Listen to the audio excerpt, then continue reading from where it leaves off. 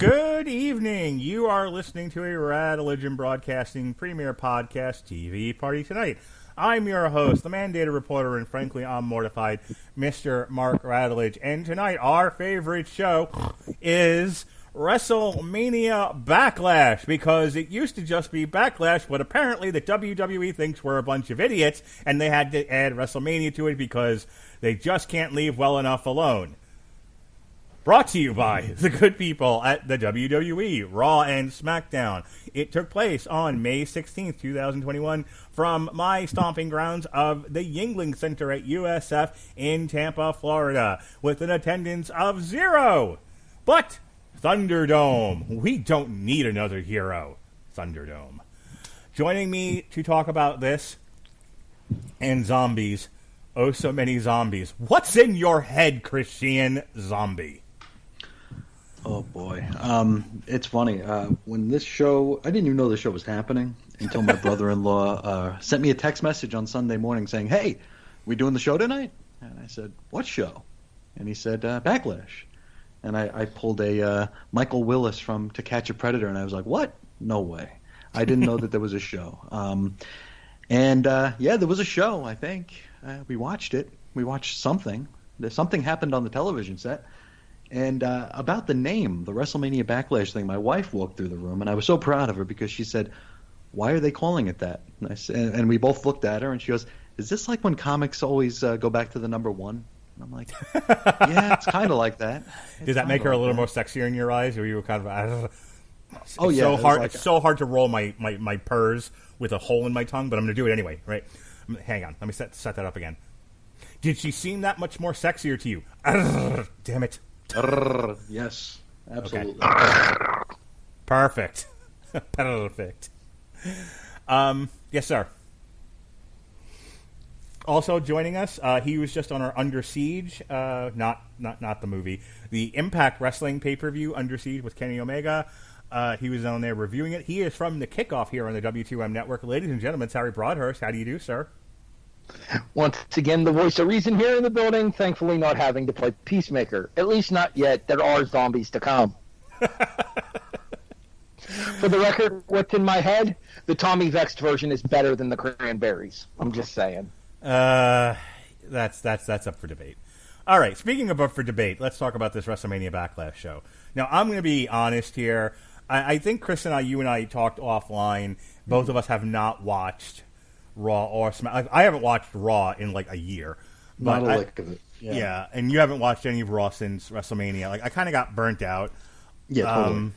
After WrestleMania week, there was so much wrestling to watch that like I needed a break, and I had other stuff I had to do, other TV shows I had to watch. So I went in, and I have found, Harry, that when it comes to the WWE, I actually kind of prefer the monthly pay-per-views when I don't watch the weekly product. It all seems kind of fresh, especially when a lot of these are repeat matches. So they do. So the one thing the WWE does really well, and I've said this before, is their recap packages really do fill you in on whatever it is you missed that's important to the show. So I don't find myself being too like, wait, what?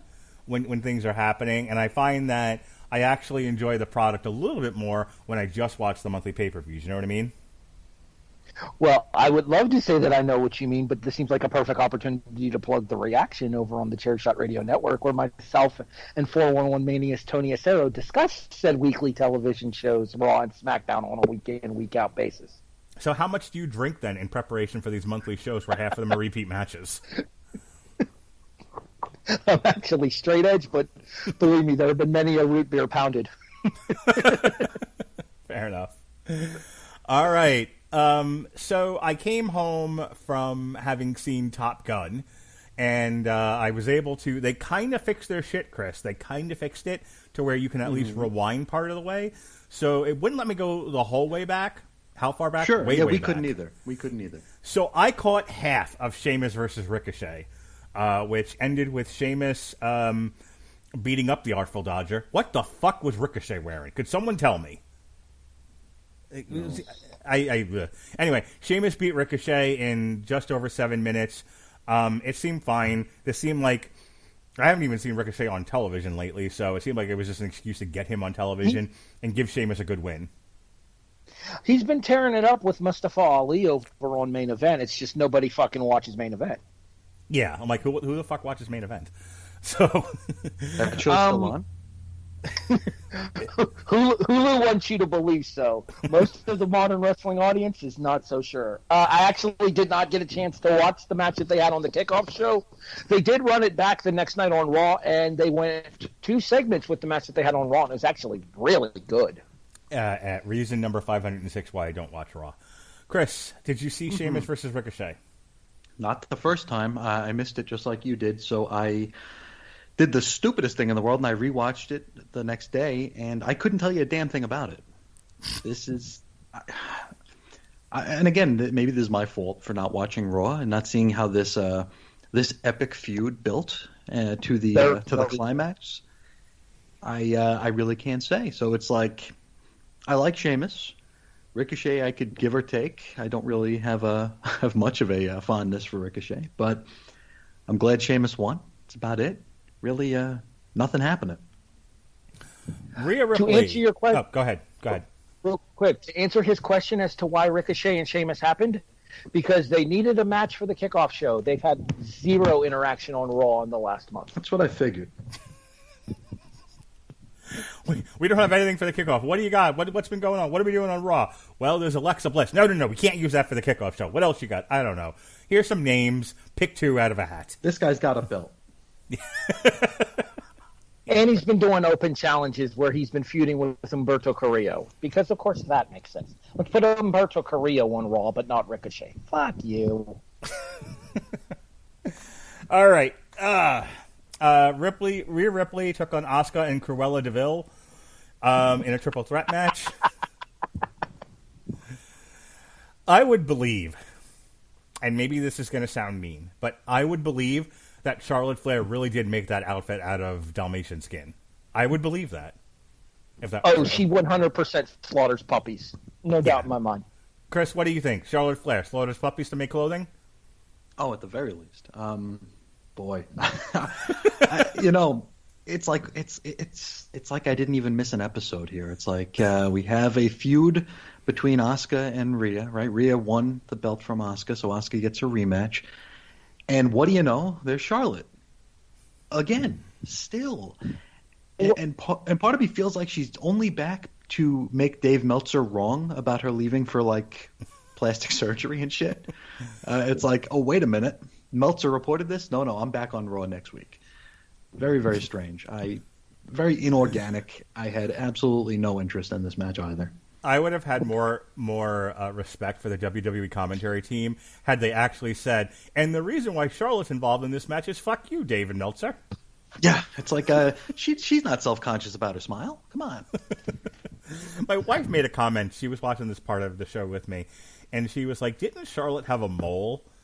And I'm like, what is this, a Mel Brooks movie? I don't know. Maybe. She did. She did indeed. Apparently the mole is gone now. The mole has moved to another part of her body or off entirely. We're not really sure. It's going to be on the A&E Buried Treasures show in 5 years. See, I was going to make the joke that it got released along with Andrade. Let's keep them coming, folks. All right. Rhea Ripley had this really great run in NXT, and it's been... Yeah. And she got beat last year at WrestleMania Empty Building by Charlotte. And then she just kind of floundered for a while, and then she put over her buddy Gonzalez over there in NXT, and now she's on the main roster. And I don't know, Harry.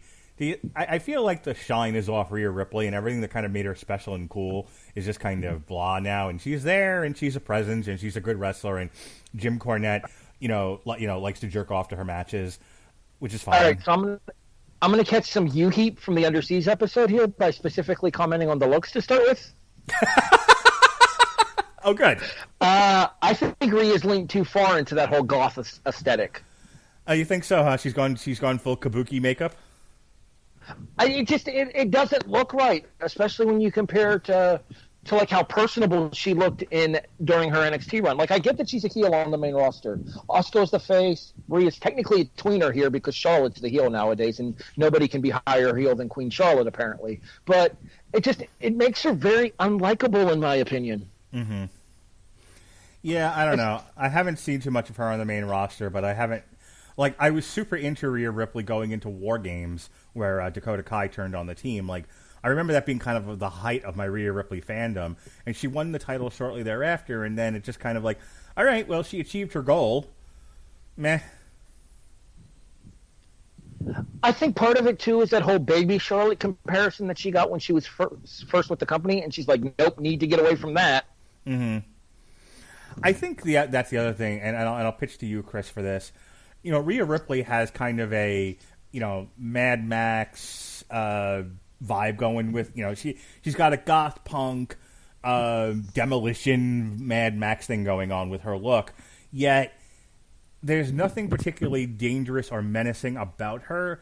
She's got some size to her, but even, like, I remember even in her big NXT run, if she tried to do something that was a little too power movie for her, she often fucked it up. Like, it didn't look good.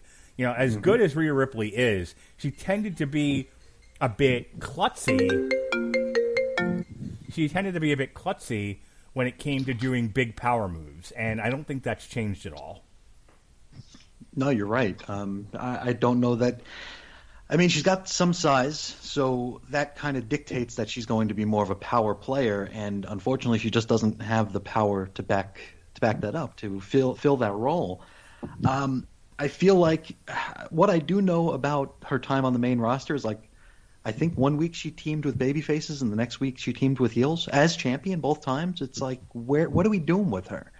I don't really understand her placement, and I feel like, and this is something I think I've complained about or at least observed on this program before, we have one main women's title, right? We've got on each show. We have one main women's championship.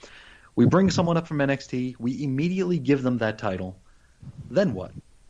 There's nothing else for them to do except for rack up title reigns. Like, Charlotte is up to what, number 14 now? Something ridiculous like that? Mm-hmm. I mean, there should be something to mature to. I mean, I totally understand and appreciate that we're not in the era of the boyhood dream or the girlhood dream where we're going to be building to a huge crescendo and the just vindication of someone who toiled and worked hard and, the 15-year journey. And it's like, Rhea's like, I've been here for a year and a half. Give me the belt. Charlotte, I've been here for 7 days. Give me the belt. Where do you go from here? I just don't see it. Short of I hate to say it, a Ronda Rousey coming back and challenging someone. What else is there? And then we're just on this never-ending merry-go-round of who is Charlotte going to be in a triple threat with? Who is Charlotte going to lose a match but not get pinned in a match? It's just garbage. And this match, I feel like this match was a really good 5-minute match, but unfortunately it went 15, 20? Yeah, 15 minutes, 22 seconds. Yeah, so it's like way too long. No stakes, absolutely no stakes, and a foregone conclusion. It's not my... it's a shame. I don't know if I'd agree that the match was a foregone conclusion because there was speculation going around that they were going to put the belt back on Charlotte here. I never thought that for 1 second. I will admit when I did the pick'ems that I do through my fantasy wrestling league that I'm in, I did pick Charlotte to win this match just because I half expected them to go that route with the whole kind of currying favor with the Authority and Sonya Deville thing that they've been running with Charlotte these last couple of weeks. I think also, I mean, look, I see where you're both coming from, but I will tell you, if you're betting on Charlotte, that's always a safe bet, no matter what the story is. This is kind of LOL Cena wins, LOL Charlotte wins. So I feel like they're in the Triple H rehabilitation run with Charlotte now, where it's like where WWE can point to matches and be like, "See, she loses sometimes. She doesn't always win." Like when Triple H was on his loss streak, it's like, no, he doesn't always win. Look, he doesn't have all the control. He put this guy over and this guy over. I feel like that's what they're doing with Charlotte. There weren't racial implications between Triple H and Booker T. What are you talking about? Says, hey now. Jeez. says Bruce Pritchard every single time.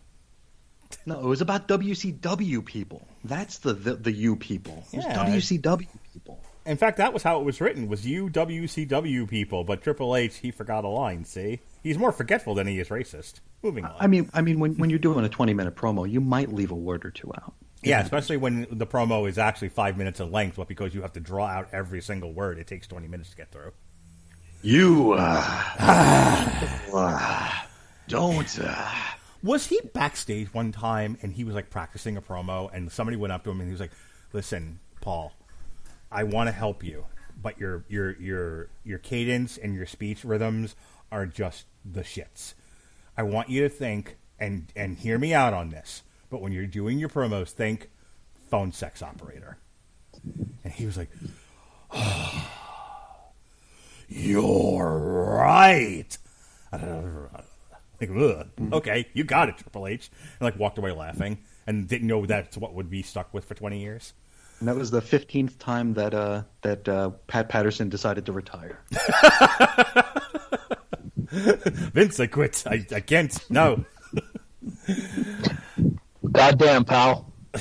Goddamn is right. Speaking of goddamn, Rey Mysterio and what was supposed to be a tag team match with his son Dominic, who I see no value in, defeated Dolph Ziggler and Bobby Roode.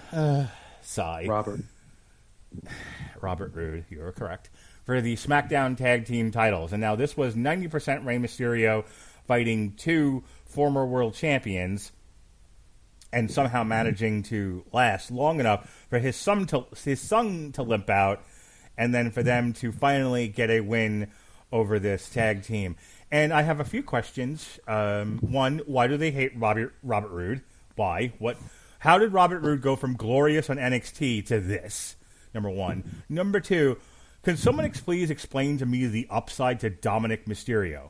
He looks like he's still 12. Like Eddie and Ray are still fighting over him on a ladder. He has no good body shape to him. He just looks like a dude. His gear is, he covers up his baby fat.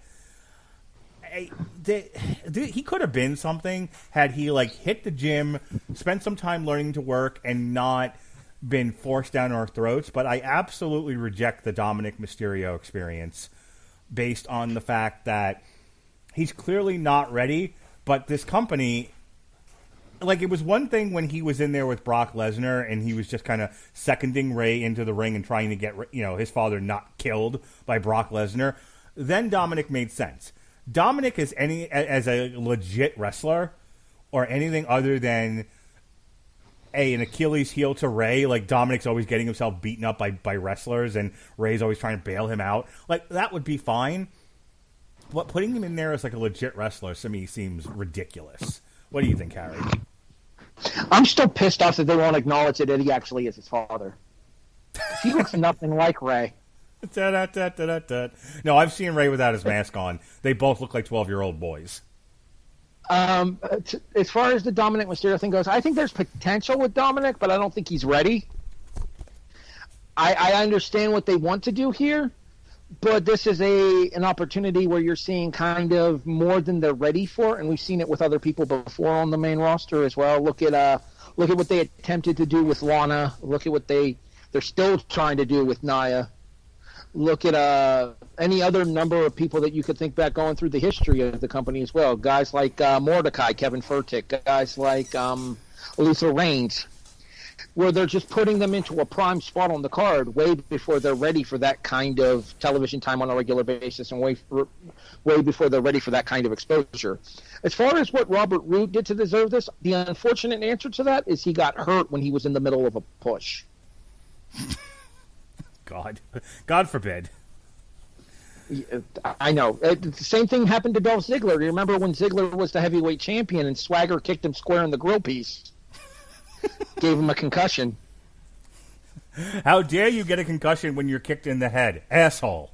You'll never get pushed again. We cannot trust you. Real quick, what do you think of the match? And then I'll pitch it over to Chris. The match itself wasn't bad. I think it went on a little bit too long with the handicap portion here. And if you're going to have Dom coming out selling an injury, then actually fucking sell the injury maybe, especially if you're using a frog splash as your finish. You got hit in the ribs, Dominic. You were so loud there, your mic went out. It's still out. It's still out. What? We lost Harry. Hang on one second. All right, Chris, what did you think of the match? Well, first of all, you guys are both selling Dominic's awesome promo skills short. Sometimes when you don't have it in the ring, you have it on the mic. And Dominic, no, I can't even do that. I've said it before, and I'll say it again. WWE is not about matches; it's about moments. And this match was a moment because I'm not sure if you know this or not, but this is the first time ever that a father and son have been tag team champions. And I guess we ticked that box. The match went forever, especially the part where Ray was on his own. He kicked out of the wheelbarrow into the Famouser, right? I mean, that should have been the end of it, but he kicked out, which that pretty much told me that either that the Mysterios were going to win, or we were going to have Dominic come out and fumble through telling Ray that he kicked his leg out from under his leg, and we would have a father-son feud going into SummerSlam. But went too long. I don't see anything in Dominic. That's about it. And now we come to it. The greatest match in the history of WWE wrestling. Shawn and Brett, Bulldog and Owen for the European title in Germany, Angle and Benoit, WrestleMania 17, Damian Priest and The Miz, surrounded by zombies in a lumberjack match, with Miz seconded by Johnny Drip Drip. Now listen, I know the internet reaction to this match has been, this was the worst thing ever. I award you no points, and may God have mercy on your soul. This set wrestling back 30 years. You people are ridiculous. Because and I don't know if you know this, Chris, if you remember this or not, because you don't watch Freshly Squeezed Orange Cassidy on AEW. Oh, hell no. You're not an AEW fan. No matter how much we try to get you to watch, you will not sit on the couch with us. You will not be one of us. But I'm sorry, if I see Cody Rhodes, that's when the shoe goes through the TV. I can't do it. That's the second time we've referenced a shoe going at the television in 2 hours. I did it earlier. Who throws the shoe? There it is. You got it in that time. Congratulations, Brian Cage. Anyway, Harry, you remember probably early on in Dynamite's run, they had a co-promotion with Rick and Morty, and the best friends came out dressed as cosplaying as Rick and Morty. I do recall that, yes. Yeah, okay. So to co-promote a television show, they did a match where two wrestlers dressed up as two cartoon characters. And if I remember correctly, the world did not end. We did not set wrestling back 30 years. The internet did not go apoplectic.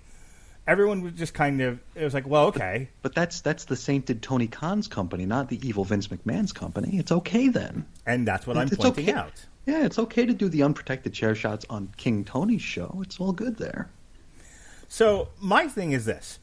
If Army of the Dead chooses to advertise, Zack Snyder's Army of the Dead chooses to advertise their movie on a wrestling show, and in order to synergize and co-promote, they do a match with zombies as lumberjacks, who fucking cares? This is the same company where last month or so people were doing magic. I got mad that the Fiend versus Randy Orton didn't go full on Wizards duel. Like, lean into it, man. Like, this is not a company where believability is its trademark. This is a company that excels in the silly. We're not that far removed from Papa Shango, for Christ's sake. It's fine. People, now maybe Harry disagrees. Maybe Harry's like, no, I'm one of the people who thinks this is set back 30 years and shut up, Radulich. And I will accept a counter argument here. But from my perspective, it was a silly match with two stupid wrestlers surrounded by zombies advertising a film. Who fucking cares? Who fucking cares? And if you cared, my God, go for a walk, possibly into the woods to live deliberately. You're a witness, Harry. I got nothing. You can tell me I'm wrong. It's fine. This is a safe space. Here's the thing when it comes to wrestling. Like, I kind of see what MVP meant when he tweeted out, zombies in wrestling are horrible, but man, The Undertaker kicked ass. Well, here's the difference, MVP. That's great. The Undertaker kicked ass as a zombie back in a time frame where you guys had fucking Mantars on television. Where you guys had that's the second Mantar reference today. I'm keeping it synergetic here on the Radulich Broadcasting. Welcome to the club. I do what I can. But the Undertaker character came at a time where Dusty Rhodes was a plumber, a pizza delivery driver, worked in a butcher shop, and for some odd reason came to the ring with fucking Sapphire of all people. Because she could dance if she wants to, and she could leave her friends behind. And she looked mighty good in polka dots. Yeah, well, even if she did dance, she ain't no friend of mine. Anyway, the idea then is it was a more cartoonish product back then. So a wrestling zombie? Sure, why the fuck not? You're telling us that you are in the reality era. You're telling us that what we see now is real. What we see now is actual athletic violence as a competition, as a sport almost, even though they'll still say sports entertainment. You want us to buy into the viability of suspension of disbelief. And you send out a bunch of NXT extras as fucking zombies. I'd like to counter with the following evidence, if it pleases Your Honor. In June of last year, I believe it was. Maybe my dates may be off, as we heard in the last podcast, but go with it here. Last summer, Braun Strowman was eaten by an alligator. The month before that, they threw at least 2 people off a skyscraper. Technically, they threw them onto a lower platform. Okay. In the last... I get your point. Late last year, they set a man on fire. You notice the common theme there? Well, you notice the common theme there, though? Bruce Pritchard's back with the company. This is all his fault. I'm just saying, I think the WWE presents more of a 3-ring circus. Some of it's reality, some of it's science fiction, some of it's a science fiction double feature. Woo, woo, woo, Brad and Janet, if you see what I'm saying. And I think that you can have... It might be too much whiplash, and I'll pitch to Chris here for his take on this particular point. It might be too much whiplash for people to go from gritty realism, catch-as-catch-can type wrestling in one segment, and then in the following segment, it's we've got zombies, we're setting bitches on fire, and then back to the boyhood dream and whatever else, and then Roman Reigns, acknowledge me. So I get that. I get the whiplash, but I think if you can accept it, you're in for a treat in terms of at least it's not the same thing every single match for 3 hours, because that's boring. Here's how I can accept that. Okay, you specifically mentioned the Wyatt Swamp fight. You specifically mentioned the Titan Towers Money in the Bank ladder match. You specifically mentioned the kind of Inferno match that I forget exactly what they called it, that Orton and Wyatt had back at TLC. Those were all presented as separate visual concepts, though. Those were presented in a cinematography style, which I think allows you some leeway to get away with that kind of stuff here. You're attempting to present these zombies as lumberjacks in an actual wrestling aesthetic, and an aesthetic that Miz actually got really badly hurt in. Mm-hmm. And he was eaten by the zombies. Yes. It's bad enough that he tore his ACL, then he got eaten. I mean, there's humiliating a guy and then there's devouring him. Poor Miz. Chris, You've been largely silent on this. Where do you weigh in? Your I wasn't going to cut in. Fuck that. I didn't care. This was fine. I mean, if you're going to have a match that's this dumb, have the Miz in there because he'll do whatever you need him to do. He's going to make this thing because I mean this is stupid. Of course it's stupid, but you need stupid sometimes. And I mean, if this was on the other channel, we'd be touting it a 6-star classic here.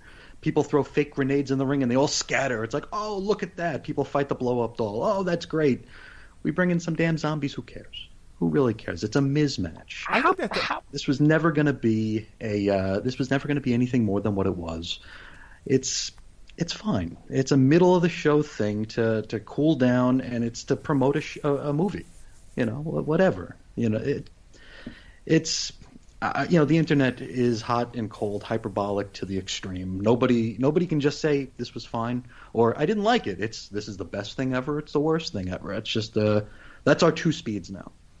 And I will say that for a ring full of zombies, somehow John Morrison had the worst hair in the ring. I don't know how that happened. Oh, buddy. Poor Johnny Drip Drip. Oh, he looks ridiculous. But it was a stupid match. Not worth, setting your pants on fire for. It was just a thing that happened. And, we're going to be talking about it forever because the internet never forgets. And the internet likes to proclaim everything wrestle crap. And this will be something that's always talked about, which you can't say that for every match. So good or bad, we're going to remember it. I think your most salient point, Chris, is that had this happened on an AEW pay-per-view, the reaction would not have been nearly as negative. I mean, I think there would have been some negative. I mean, there would have been some people, but we would have been called haters and boomers and old men. Well, I mean, Cornette followers. When they tried to blow the ring up and it went poorly, and my son and I yelled "Happy New Year" at the television, which you can hear on the W2M network. We did a commentary on this. My son never laughed so hard. Yeah, sure. There were people who were like, AEW, you're a ridiculous company. But there were more people sort of forgiving of it than there were. And you know what? I'm sure that WWE isn't going to do a copyright claim on Botchamania when they show this, where AEW got their panties in a bunch. And, oh, no, don't make fun of us. Don't make fun of Jericho falling into a bundle of pillows. Can't have that. All right. Just so we can move this on and Harry doesn't regret being on this podcast, I will give you the last word here, sir.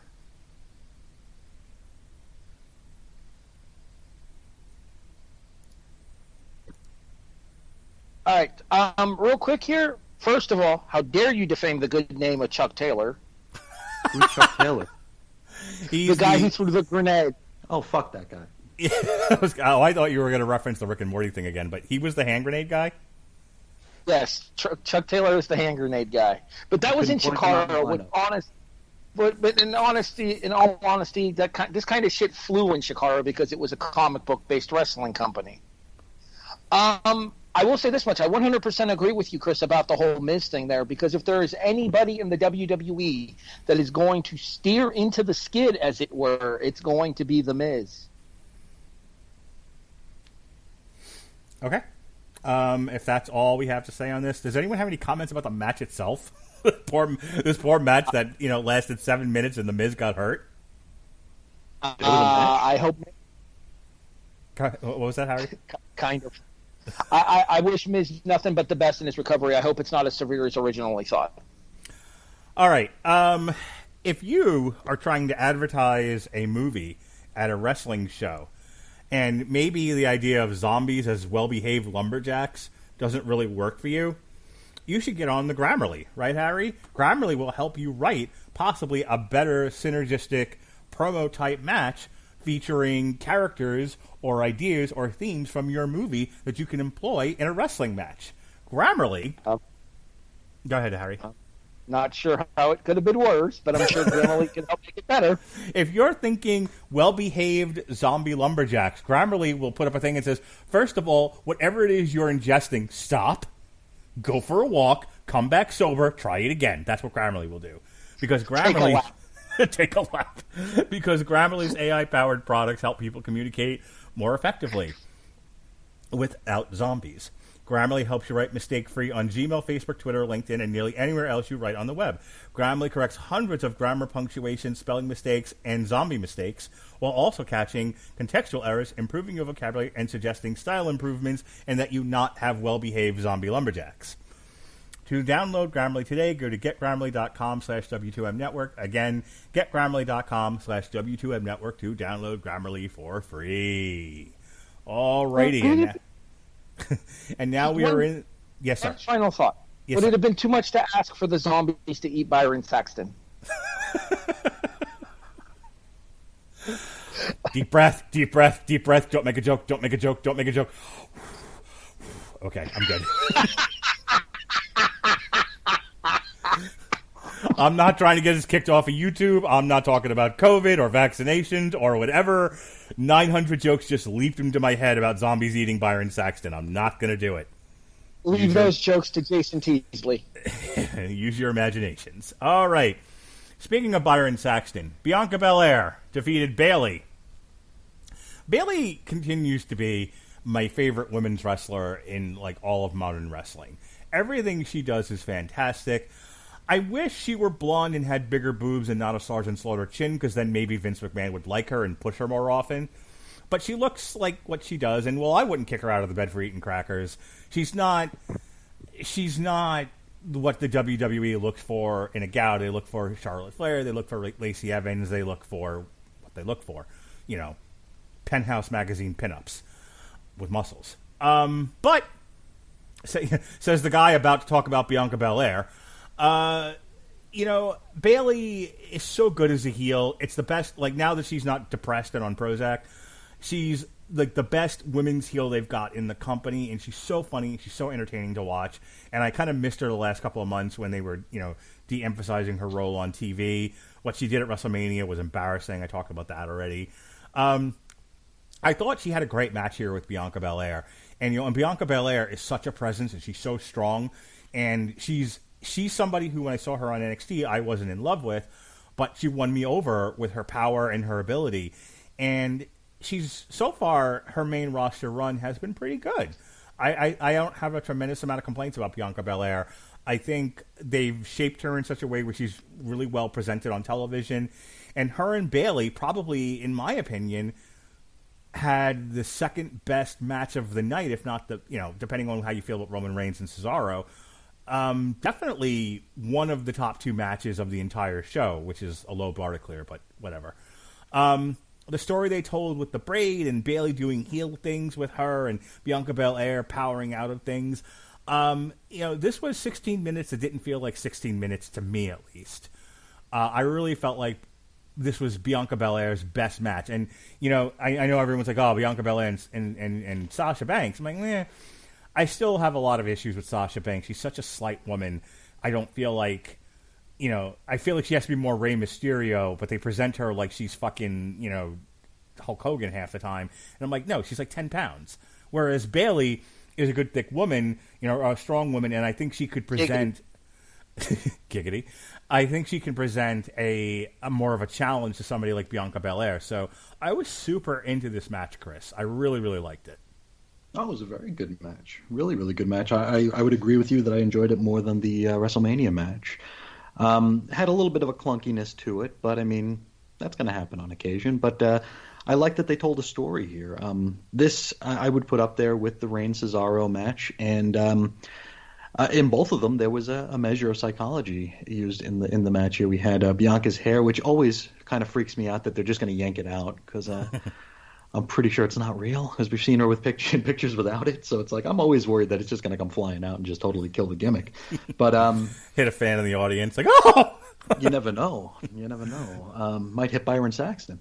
But it was a decent match. I liked it a lot. I liked how Bayley, you know, she tried to cheat. She got one-upped in the cheating, and Bianca, you know, was able to reverse the the leverage here and get the win. And I don't think it hurt Bayley to lose this match, and it did nothing but help Bianca to win it. So really, really well done. Have no complaints. All right. Mr. Broadhurst, what did you think of the lovely Bianca Belair versus the dastardly Bayley? All right, two-part answer to that. The first part of which is going to focus specifically on Bayley. And I've gotten heat from other people before about this, but I stand by my opinion in this regard. It is not even close that Bayley's the best of the four horsewomen. Yeah, for sure. Like, I don't even think any of the other girls are even close to her. The only one that might be sniffing her is Becky. So because Charlotte can't cut a promo, and Sasha's too involved with being Sasha to actually focus on actually improving. I 100% agree with you. Bayley is far and away the best. And Becky had that one run where where she benefited from the largesse of hate against Charlotte. Not that she was... that was my argument during that whole thing. And Chris, both Chris's were doing shows with me at the time, and they kind of heard me make this argument, but I'll make it again. Had people not hated Charlotte so much, Becky would not nearly have been successful, because Becky's not great. Becky was just not Charlotte at a time where everyone was super sick of Charlotte. But I think Becky developed into the role that they gave her too, though. She was able to portray the character well enough to keep up the persona that they went with out of it. For a little while, I think it went on. I will say this: the run up to her New York WrestleMania match with Ronda Rousey, I thought was good. I think after that, it kind of, without Ronda there, it kind of all fell apart. I don't disagree with that. Being stuck with Lacey Evans post WrestleMania didn't help either. Hey, she's. I like Lacey, but she's not that level yet. No, she needed time to cook, and they rushed her out. Exactly, similar to how I felt about Dominic Mysterio. Lacey's one of those ones that could be something, but she's not there yet. And I think, honestly, her getting pregnant and being off TV is probably the best thing that could have happened for her career, because it'll give her an opportunity to kind of reset when she comes back, if she does come back. She's so traditional. Don't you understand? It's unconditional. Andrew Belast, one of my former co-hosts on The Reaction, was obsessed with Lacey Evans, so I got this on a week-in, week-out basis. Woo! Okay. All right, as far as the match goes, I think it was the third best match on the show, because I do think that the Raw Men's title match was a lot better than it had any right to be. And then obviously Roman and Cesaro, and we'll talk about both of those matches here back to back to finish off this particular broadcast here.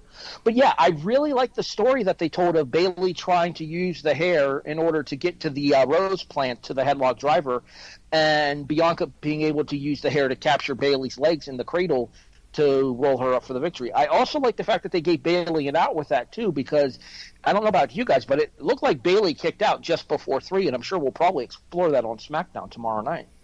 Yeah, I wouldn't be against a Bianca Belair rematch at Hell in a Cell. Which, why? Fucking, ugh. Anyway. I can answer that question for you. Go ahead. Why is Hell in a Cell in June instead of October this year, right? Mm-hmm. Because they wanted to push Money in the Bank back a month in order to have fans in attendance. That is what I read as well, and I get it, but can't we do Great Balls of Fire then? Or Extreme Rules? Yeah, why?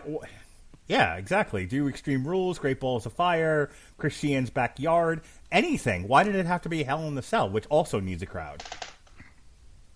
Well, I don't think Hell in a Cell needs to be a pay-per-view anymore, but that's an entirely different conversation. Oh, yeah, dude, we'll be here for another hour if we start talking about these stupid gimmick pay-per-views that they force themselves into. Absolutely. All right, so let's move on, unless, Chris, you had anything else? The title that is defended in my backyard is the one that I've made out of cloth and nice cardboard and stuff, and it still has more legitimacy than the AEW title. So how about that? Take that, AEW fans. Hold on, Mark. I just realized something here. That Chris Sheehan's Backyard thing, that's coming soon to Game Changer Wrestling, and that's our second plug for them today as well. Let me tell you, just a quick tangent, side story. So, this isn't a sad story, but it's going to sound like it when I started. But bear with me, because it leads back to Game Changer Wrestling. So, when I had a reoccurrence of cancer a couple years ago, I had to go, in order to get the CAR-T treatment, they had to give me chemo to reduce my blood counts, and so then they could give me the CAR-T, and it would be room for the cells in the body. That was the whole thing. So this started the first week of July, so it was like over to like July 4th week, where I was getting daily chemo.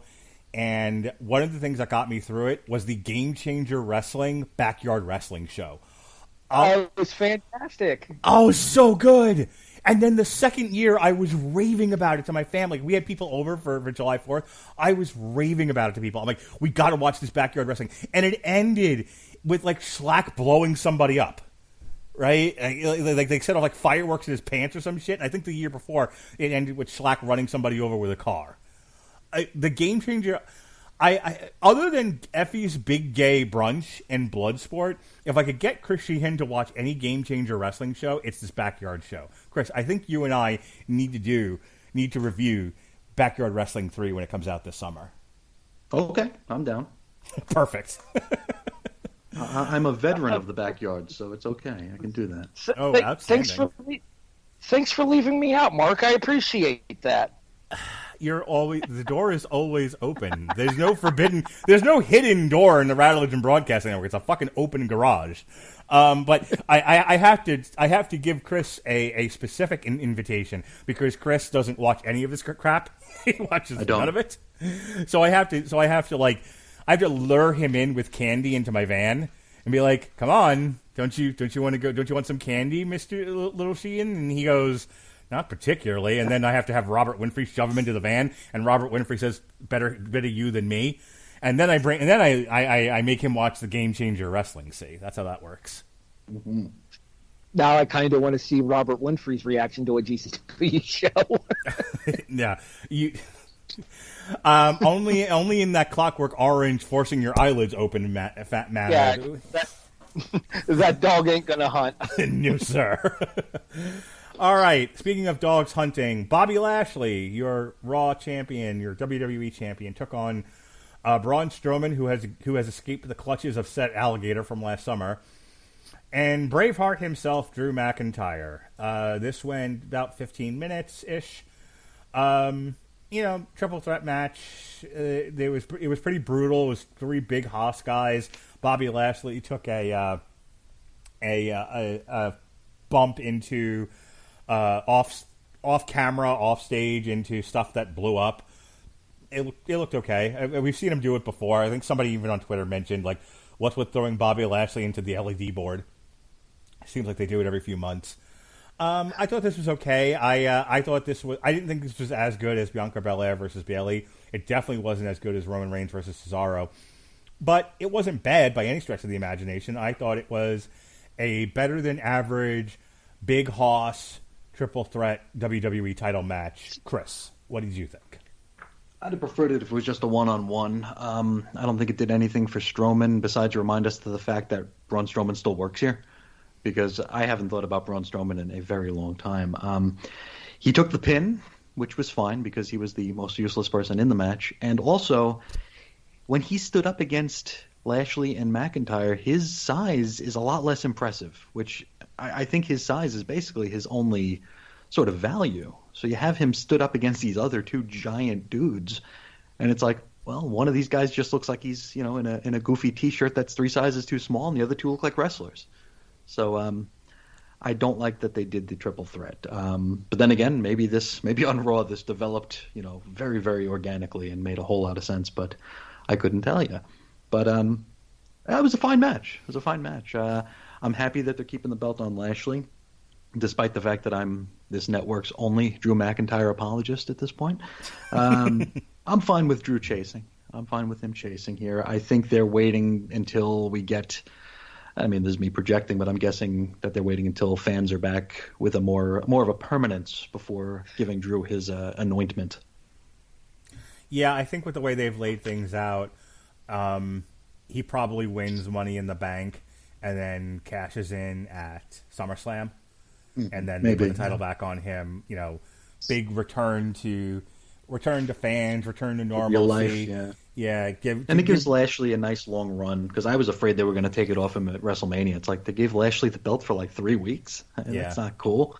So it gives him a nice sort of kind of extended run, especially for the current era.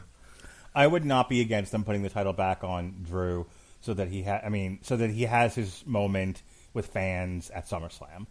I don't think they should wait till next year's WrestleMania in Texas. I think that's too long. I think SummerSlam is cooked just right. Yeah. Harry, triple threat. Real quick, the McIntyre thing. I do think that it will be SummerSlam. I don't think he needs Money in the Bank because McIntyre's character is one that wouldn't want to take advantage of that Money in the Bank loophole. McIntyre has always been kind of that face-to-face confrontation guy rather than sneaking in the back door like Lashley did when helping. Unless he cashes it in ahead of time. He just that says, was what I was at SummerSlam. And that was what I was implying. Like, okay, he just walked. If he's calling his shot like Van Dam did with Cena for One Night Stand, then I'm okay with it. Mm-hmm. That was more what I was thinking. I didn't think he was going to do like a CM That's what Punk. I thought too. Yeah. Okay, that I'd be okay with. Like I said earlier, I actually really enjoyed this match, and I think a lot of that had to do with the fact that I didn't think it was going to be as good as it was. There's a triple threat cliche, and I'm sure other longtime wrestling fans notice it, of the two guys in the ring fighting while one guy recovers on the floor. There wasn't a ton of that in this triple threat, which I appreciated. They did give into the cliche finish of the guy stealing the pinfall, but when it comes to McIntyre and Lashley, I think that that's okay because it's one more thing for McIntyre to be pissed off at Lashley about. So I don't mind it here. Plus, with MVP in his corner, Lashley's kind of been an opportunist in addition to being an ass kicker. All right, and then finally we get to Roman Reigns versus the WWE's other best bout machine guy, the one who Vince McMahon claimed couldn't grab the brass ring, and we all went, Brack? Everyone's favorite ROH castaway, besides Daniel Bryan, Cesaro. What's ROH? Stop that, you. It's like an early version of GCW. What the fuck's a GCW? There are people who are going to hear this and be like, did he just say GC? Wait, what now? GCW is actually my old G.I. Joe wrestling league. That the titles there actually have more legitimacy than AEW's. Did you ever put the title on Beachhead? That's all I want to know. Beachhead was more of a cruiserweight, so he had the cruiserweight title. That makes a lot of sense to me. Yeah, yeah. Did you have Gung Ho and Roadblock as a tag team? No, I had Roadblock. He was kind of my Goldberg, Gung Ho was he was in the title hunt a lot. Was Shipwreck your joke wrestler, your like Santino Marella? No, actually, I lost my first Shipwreck, and then I got another one, but the second Shipwreck was like 2 inches taller than the first one, so I had to like come up with a way to explain why he grew so much. Steroids. No, we were clean fed, so no steroids there. Sure. I mean, I tested them regularly, so I don't know. So we had to explain it away, and Dr. Mindbender got involved. It was a big mess. Perfect. The wellness policy on point. Roman Reigns versus Cesaro. I thought this was great. I thought they told a really great story here. Roman Reigns has been on fire since coming back and being a heel. It's good that he's had people like Kevin Owens and Daniel Bryan and now Cesaro to work with. I mean, if you could just like, I often joke about Robert Winfrey, being the guy who wanders into the forest and will only eat of the most perfect fruit and then walk out, and even though there's fruit left, but it is the most perfect, say there's no fruit left in the forest. It's kind of Roman Reigns right now. He's like, I'm only working with the best guys, the guys that can give me the best matches. Because Roman Reigns himself is not, a technical masterpiece in there, but when he gets in there with a guy that can go, Roman Reigns has developed into kind of like a Hogan-esque, knows what to do, where to do it, how many times to do it. Like, he is there for every step that needs to be taken. And, and then his character work has been, according to Winfrey, who does the SmackDown reviews for 411, Roman Reigns has been the best part about that show. I've certainly enjoyed him, and I hated Roman Reigns for the longest time. I was fucking right there. Like, the little bit of sympathy he got from me was when he lost the title in the Royal Rumble to Triple H, but then immediately got it back. But yeah, since he's turned heel, like, Roman Reigns is probably the high point of the entire company, outside of like a handful of others like Bayley or whatever. But yeah, Roman Reigns, Cesaro, match of the year. I don't know about that, but match of the show, sure. Match, best match of the last couple of WWE pay-per-views. It's up there. I mean, Cesaro was there for it. Roman Reigns was there for it. They told a great story. I thought it had a good finish. I think if I had to, gun to my head, and I'm looking at the time on this thing, it was almost 30 minutes long. Probably a little long. Probably could have cut this down a full 7 minutes, and you'd have been fine. But that's the WWE in 2021 for you. We have a good thing. Okay, but what if we did it for... What if we did it for longer? What if we did it harder? What if we did it faster? Okay, you're going to ruin it. Yeah, but money. Ugh. Okay. So, Roman Reigns, Cesaro, just a little too long, but other than that, pretty darn near perfect, Harry.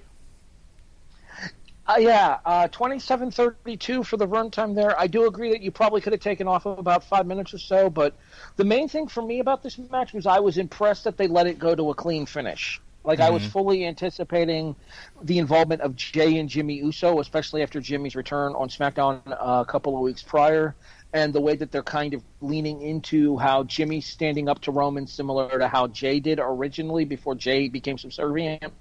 So I do believe that there is an opportunity to go forward with Jimmy and Jay with Roman going forward out of this year. I think obviously we know where Cesaro's going once again now with the post-match attack, and I'm sure we'll talk about that once we're done discussing the match here. As far as the match itself goes, I think the triple threat at WrestleMania was a little bit better between Edge, Bryan, and Roman. And as far as the actual match of the year for me this year, it's currently Bryan and Roman from Fastlane. Mm-hmm. But this is up there in the discussion for yet another excellent title defense for Roman, who has 100% been absolutely fucking killing it ever since his return with Heyman last year. Did you ever think that Roman Reigns would be in 5 out of 5 of the best matches of the year of any company? Like, what a weird shit thing to say. I think a lot of that has to do with his involvement with Heyman too. I don't think Heyman's getting the credit that Heyman deserves for the turn in the Roman Reigns character, because Heyman's been explicitly involved in both his storylines as well as the match assemblies.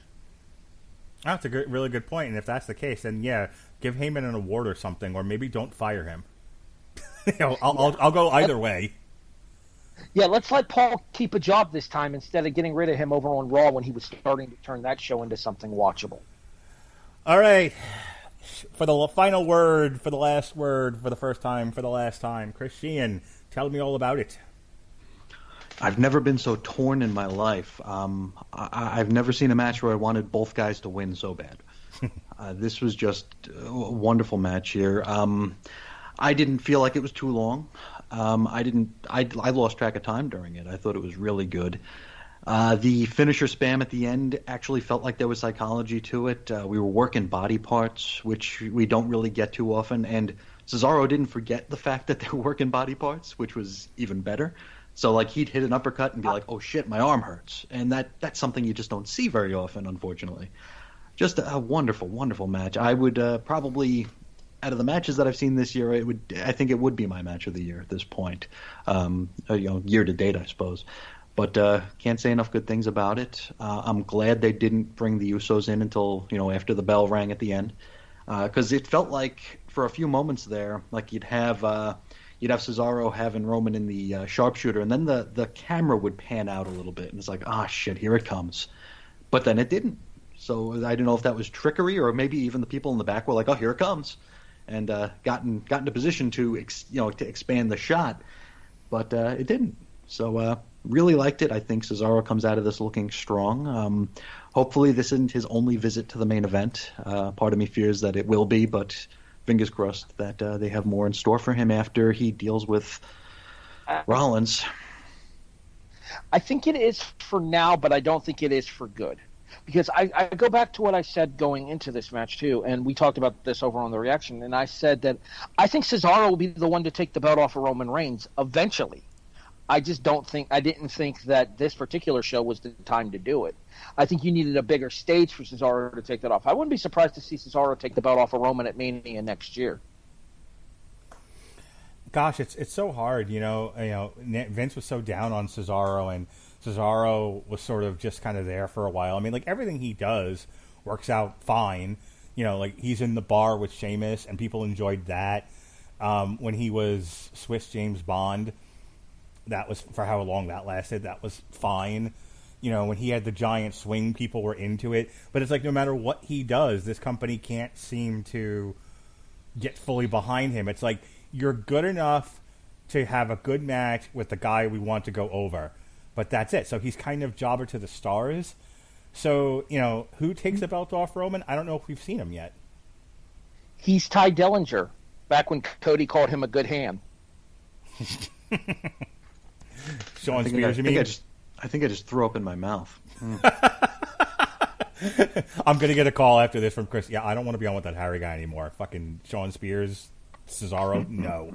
Just no. I mean, I don't mean in terms of like athletic ability. Obviously, Cesaro is a miles better performer than Spears is. But I think what you're meaning is that whole good hand persona where he's great there to help people look good, but he's never going to be the guy. Yeah. So a more apt comparison would be Steve Austin before they realized he had talent.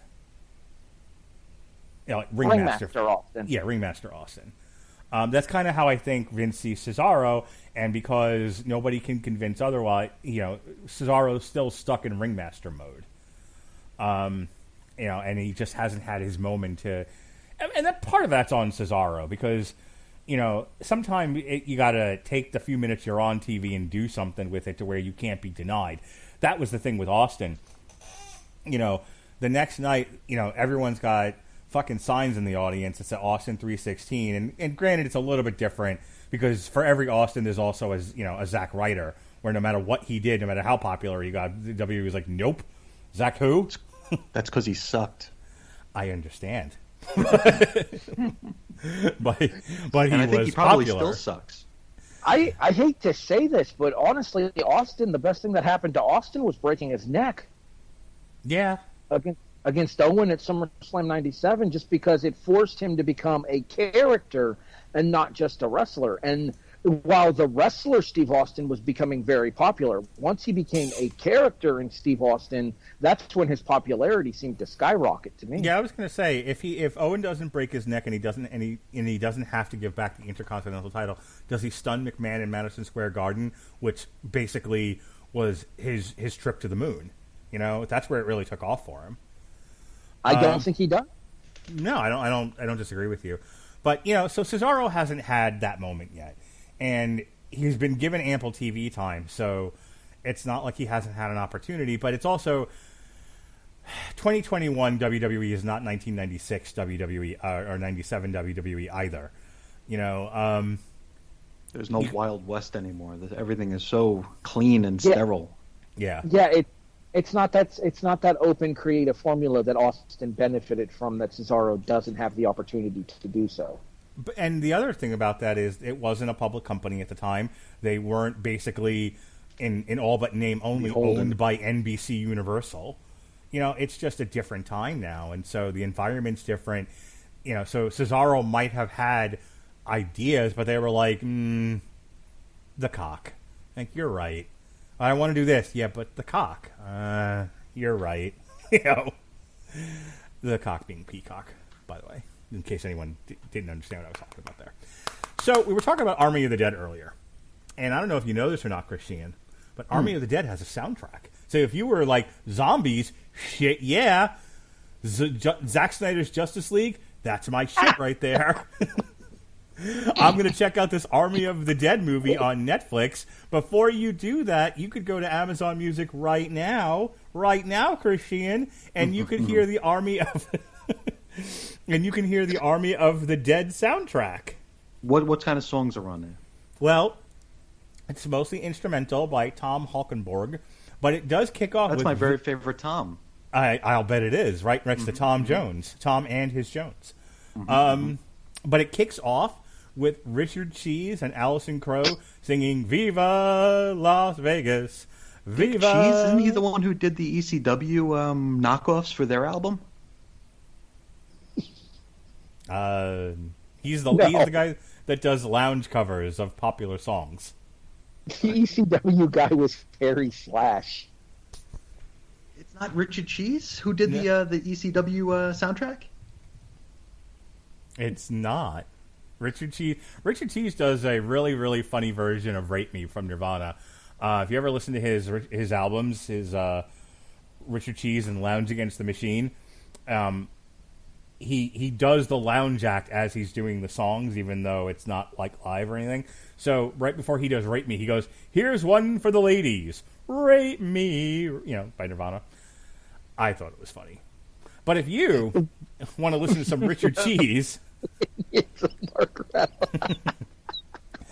but if you want to listen to some Richard Cheese or Army of the Dead or Saliva or any of the music we talk about here on the Metal Hammer of Doom, you go ahead and click that link at getamazonmusic.com/W2M network. That's getamazonmusic.com/W2M network to get a free 30 days of Amazon Music, and you can hear all the Richard Cheese, or if you're like Chris Sheehan and you want some yacht rock, you can listen to that.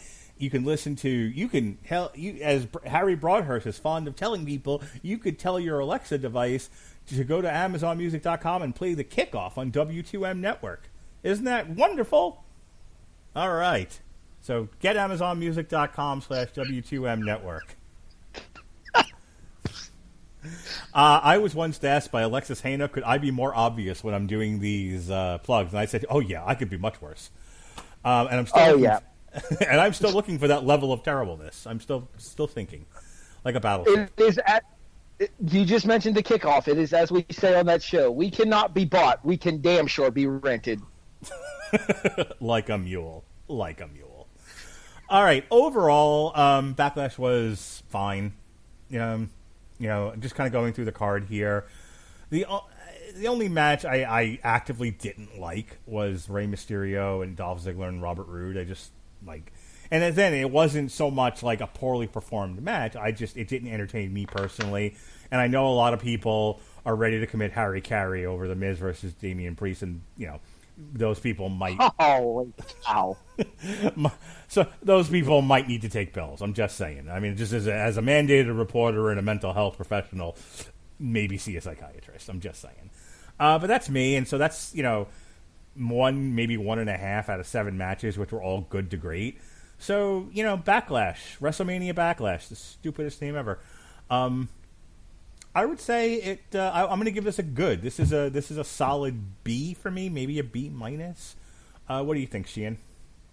It was okay. Not something I think I'll ever watch again, but I mean that's basically every show nowadays.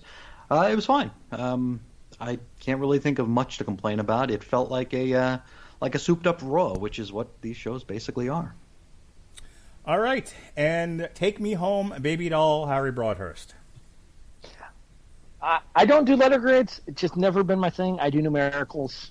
I'm going 7, which is a little lower than what I gave Under Siege, but in fairness, I think Under Siege was more focused than Backlash was. It maybe didn't reach the highs that Backlash did, but it definitely didn't hit the lows that Backlash did either. The Damian Priest Miz match is definitely going to be one of those things where you can understand why they do it, but it comes off kind of intelligence insulting to a wrestling fan. Okay. It is what it is. Like, I understand that it was a paid promotion, and I get that the company's got to make money, but Peacock just gave you $1 billion. I think you could have done without the fucking zombies. I used The Fiend being on fire as this year's Yule log at Christmas Eve. I just want you to know that. But overall, I gave the show a 7 because there were 3 really, really good matches, in my opinion. The triple threat was surprisingly well done. Roman and Cesaro was exactly what we thought Roman and Cesaro would be. There was no doubt that those two were going to deliver. And like you guys were saying earlier, Bianca and Bayley definitely stepped up in the SmackDown Women's Tag Team title match, or the SmackDown Women's title match as well. All right, folks, that wraps up our review of WrestleMania Backlash. AEW Double or Nothing is May 30th. We will be reviewing it on June 3rd, the day after my birthday. And then NXT TakeOver is the 13th. We will be reviewing that on June 16th. And Hell in the Cell is June 20th. No longer NXT UK Ireland or whatever it was called, Dublin, which I'm sad about. Instead, we get Hell in the Cell, and we will talk about that the next day, June 21st. So I hope you'll be around to join us for that. Christian, you like them dirty mutie books. Tell everyone about it. I do. I have a show called X-Lapse that you could find at chrisisoninfiniteearths.com or chrisandreggie.podbean.com just about every day, talking about a current year X-Men book up to about episode 190. So getting close to that 200 milestone for whatever that's worth. I think that and a couple bucks will get me a cup of coffee, but it is something that I did. So you can listen to that whenever you'd like. chrisandreggie.podbean.com or chrisisoninfiniteearths.com. Oh, I forgot to mention, Against All Odds is June 12th. We will probably talk about that on the 16th as well. Forgot to mention that. Okay, Harry Broadhurst, you have podcasts and columns and all kinds of ill shit. Yeah, I am a busy man these days, apparently. The kickoff here on the W2M network, usually record every Thursday night, depending more so during the regular season. Off season, we're kind of hit and miss. We do have an episode recording tonight, though, covering the 2021 NFL draft. Best drafts, worst drafts, biggest